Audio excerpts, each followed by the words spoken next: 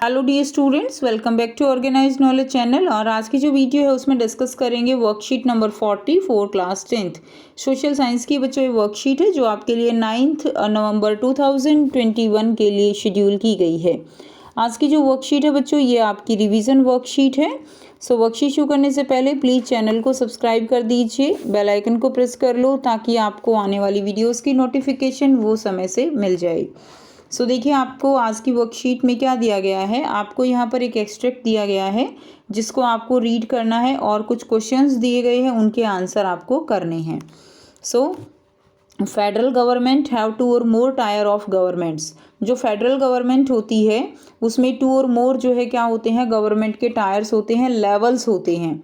ठीक है, जैसे कि अगर इंडिया की बात करें सेंट्रल लेवल, स्टेट लेवल, फिर लोकल गवर्नमेंट है, तो ये क्या है, ये फेडरलिज्म है। We have so far discuss the 2 tier of government in our country. हमने अपनी कंट्री में जो है इससे पहले हमने 2 टायर गवर्नमेंट की बात की थी, but a vast country like India. लेकिन जैसे इंडिया की अगर हम बात करें तो वास्ट कंट्री है India and can not be run only through these 2 tyre. और केवल अगर हम 2 टायर की बात करें, केवल सेंट्रल गवर्नमेंट और स्टेट गवर्नमेंट, तो उससे हमारी कंट्री जो है उसमें आप कह सकते हो कि प्रॉपर जो मैनेजमेंट होना चाहिए वो नहीं होगा। So states in India are as large as independent countries of Europe. India के जो स्टेट हैं, ठीक है, वो इतने बड़े हैं कि अगर हम यूरोप के कंट्रीज से कंपेयर करें तो हमारे जो स्टेट हैं वो कहीं ज़्यादा बड़े मिल जाएंगे। जैसे अगर हम यूपी की बात करें, यूपी अपने आप में ही जो है क्या है, एक अगर हम यूरोप से के कंट्रीज से कंपेयर करें तो यूपी जो है वो अपने आप में ही क्या है, एक कंट्री है। Clear. Many of these states are internally very diverse. और ये जो स्टेट्स हैं हमारे इंटरनली वो बहुत डाइवर्स हैं। अगर आप देखें तो स्टेट वाइज हमारी लैंग्वेज, हमारा कल्चर सब कुछ चेंज हो जाता है। और एक स्टेट के अंदर ही बहुत सारी भाषा बोलने वाले लोग, बहुत अलग अलग कल्चर वाले लोग भी रहते हैं। देयर इज़ दस a need for power sharing with in this states. तो इसीलिए ज़रूरत है स्टेट्स के अंदर ही पावर शेयरिंग की। Clear. So federal power sharing in India needs another tier of government below that of the state government. इसलिए federal जो power system है इंडिया का, उसमें स्टेट गवर्नमेंट के बाद जो है एक नया जो आप कह सकते हो टायर वो ज़रूर होना जो है ज़रूर उसकी एक आप कह सकते हो कि ज़रूरत महसूस हुई थी। ठीक है। And this is the rational for decentralisation of power which resulted in the third tier of government called local government. और इसीलिए जो पावर है उसको डिसेंट्रलाइजेशन करने के लिए, डिसेंट्रलाइजेशन क्या होता है कि एक जगह पे जो पावर है वो इकट्ठी ना हो, और कहने का मतलब क्या है कि कुछ ही लोगों के हाथों में पावर ना हो, उसको डिसेंट्रलाइज किया जाता है ताकि लोग अपनी पावर का मिसयूज ना कर सकें। So rational for decentralisation of power which resulted into a third tier of government. और इससे एक थर्ड टायर जो गवर्नमेंट है उसकी ज़रूरत जो है वो हुई, और वो क्या कहलाया, local government. When power is taken away from the central and state government and given to the local government, it is called the decentralization. जब पावर जो है वो सेंट्रल और स्टेट गवर्नमेंट से लेकर लोकल गवर्नमेंट को दी जाती है उसको हम क्या कहते हैं, that is called the decentralisation. The basic idea behind decentralization is that there are a large number of problems and issues which are best settled at the local level. कि जो बेसिक आइडिया क्या है decentralisation का, कि जो एक area है वहाँ पे जो भी लोग रहते हैं उनकी अपनी प्रॉब्लम्स हैं और उनसे ज़्यादा बेटर कोई और वहाँ की प्रॉब्लम्स को नहीं समझ सकता। इसलिए अगर हम बात करें थर्ड लेवल की, लोकल गवर्नमेंट की, तो वो उसका एक सबसे अहम रोल है एक कंट्री के अंदर। ठीक है। People have better knowledge of problem in their localities. They also have better ideas on where to spend money and how to manage things more efficiently.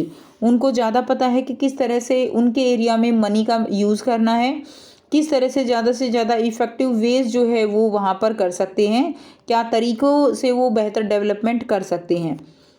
Beside at the local level, it is possible for the people to directly participate in decision making. ठीक है। Local level के अलावा ये जो है सबसे एक आप कह सकते हो कि एक सिस्टम है जिससे ज़्यादा लोग वो गवर्नमेंट में अपना पार्टिसिपेट कर सकते हैं।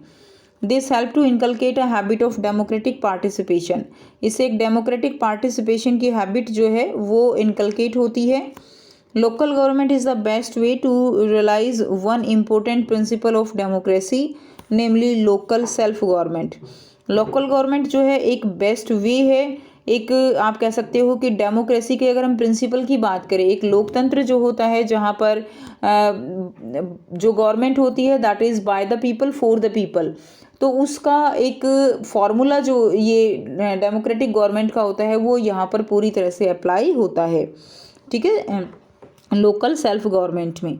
अब आपको यहाँ पर बहुत ही ईजी से जो है क्वेश्चंस दिए गए हैं। फर्स्ट क्वेश्चन है third tier of power sharing in India is known as, third tier जो पावर शेयरिंग का है इंडिया में उसको क्या कहा जाता है?